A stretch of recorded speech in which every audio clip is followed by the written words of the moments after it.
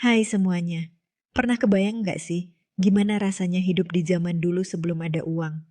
Bayangin aja kalau kamu mau beli sesuatu, misalnya sepatu, tapi satu-satunya barang yang kamu punya buat ditukar adalah ayam. Terus si penjual sepatu ternyata nggak butuh ayam, dia maunya beras. Nah, kamu harus cari orang lain yang punya beras dan butuh ayam, baru deh bisa dapetin sepatu itu.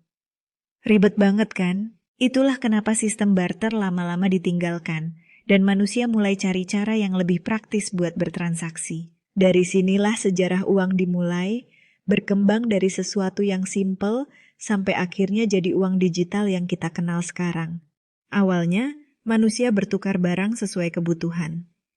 Kalau seseorang punya banyak jagung tapi butuh daging, dia bakal cari orang yang punya daging tapi butuh jagung.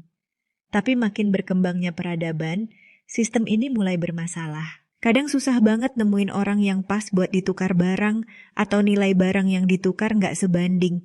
Masa iya, seekor kambing ditukar sama sekeranjang apel? Terus gimana kalau kambingnya kegedean buat dibawa ke pasar? Karena banyak kendala kayak gini, orang mulai cari sesuatu yang lebih praktis buat jadi alat tukar. Lalu muncullah uang dalam bentuk barang-barang yang dianggap berharga, seperti garam, kulit binatang, atau bahkan kerang. Di beberapa peradaban, garam jadi alat pembayaran utama karena dianggap sangat berharga. Bahkan sampai sekarang, kata salary dalam bahasa Inggris asalnya dari kata salt alias garam. Di zaman Romawi, prajurit bahkan dibayar pakai garam. Kerang juga sempat jadi alat pembayaran di beberapa daerah karena bentuknya unik dan gak semua orang bisa dapetin dengan mudah. Tapi tetap aja, ada masalah lain. Bawa-bawa garam atau kerang dalam jumlah besar buat belanja itu gak praktis, apalagi kalau mau beli barang mahal. Akhirnya, manusia mulai cari benda yang lebih tahan lama, gampang dibawa, dan punya nilai lebih stabil. Dari sinilah logam mulia seperti emas dan perak mulai dipakai sebagai alat tukar. Kenapa emas dan perak? Karena dua logam ini gak mudah berkarat, langka, dan gampang dibentuk. Kerajaan-kerajaan mulai bikin koin dari emas dan perak dengan berat tertentu biar lebih adil dalam perdagangan. Ini lebih gampang dibanding barter atau pakai barang lain yang nilai tukarnya nggak pasti. Orang bisa langsung tahu berapa nilai dari sebuah koin tanpa harus repot-repot menaksir seperti kalau pakai barang lain. Seiring waktu, masalah baru muncul. Emas dan perak memang bernilai, tapi kalau transaksinya besar, bawa-bawa emas bisa bahaya dan gak praktis. Bayangin kalau mau beli tanah atau kapal, harus bawa sekantong emas kemana-mana.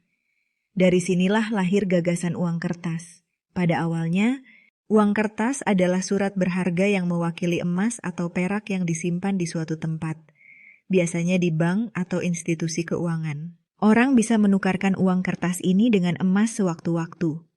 Inilah yang disebut sebagai sistem standar emas, di mana nilai uang dijamin dengan emas yang disimpan di bank sentral. Dengan adanya uang kertas, perdagangan jadi lebih gampang. Negara-negara mulai mencetak mata uang mereka sendiri dengan desain khusus biar nggak gampang dipalsukan. Tapi, meskipun uang kertas lebih praktis, ada satu masalah besar. Jumlahnya bisa dikontrol oleh pemerintah atau bank sentral. Kalau mereka mencetak terlalu banyak uang tanpa cadangan emas yang cukup, nilai uang itu bisa turun drastis alias inflasi. Pernah dengar cerita tentang negara-negara yang mata uangnya jadi nggak berharga sama sekali karena dicetak kebanyakan? Contohnya, di Zimbabwe pernah terjadi hiperinflasi yang bikin uang mereka sampai harus dicetak dalam pecahan miliaran. Lama-kelamaan, sistem standar emas mulai ditinggalkan dan uang kertas mulai mendapatkan nilainya bukan dari emas, tapi dari kepercayaan masyarakat terhadap pemerintah yang menerbitkannya. Ini yang disebut uang fiat.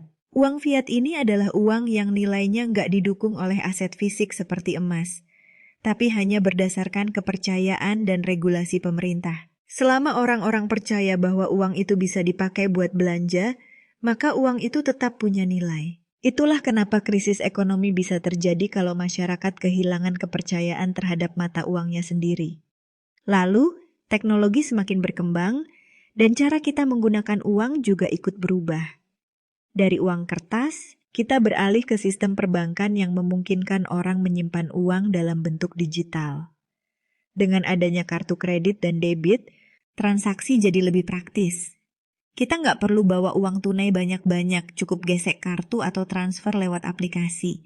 Bahkan, sekarang ada yang namanya uang elektronik atau e-money yang bikin transaksi jadi lebih cepat dan efisien. Tapi perubahan terbesar dalam sejarah uang adalah munculnya mata uang digital, terutama cryptocurrency seperti Bitcoin. Cryptocurrency ini beda dengan uang biasa, karena nggak dikendalikan oleh pemerintah atau bank sentral. Bitcoin, misalnya, dibuat dengan teknologi blockchain yang membuatnya lebih transparan dan sulit dipalsukan. Banyak orang mulai tertarik dengan mata uang digital ini karena dianggap lebih aman dan nggak terpengaruh oleh kebijakan pemerintah.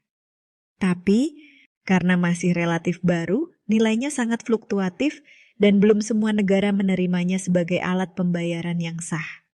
Dari zaman barter yang bikin ribet sampai ke era uang digital yang serba instan, perjalanan uang udah kayak evolusi manusia, selalu berkembang mengikuti kebutuhan zaman. Mungkin dulu orang nggak kebayang bisa belanja tanpa pegang uang fisik, tapi lihatlah sekarang. Cukup satu klik di layar HP, barang bisa sampai ke rumah. Tapi di balik semua inovasi ini, satu hal tetap sama. Uang bukan sekadar alat tukar, tapi juga simbol kepercayaan. Kepercayaan pada sistem, kepercayaan pada nilai, dan kepercayaan bahwa secari kertas atau angka di layar punya daya beli. Pertanyaannya sekarang, dengan teknologi yang makin gila-gilaan, sampai kapan kita masih butuh uang dalam bentuk yang kita kenal sekarang? Atau mungkin di masa depan, uang bakal jadi sesuatu yang bahkan gak bisa kita lihat atau sentuh? Yang jelas, sejarah udah nunjukin satu hal.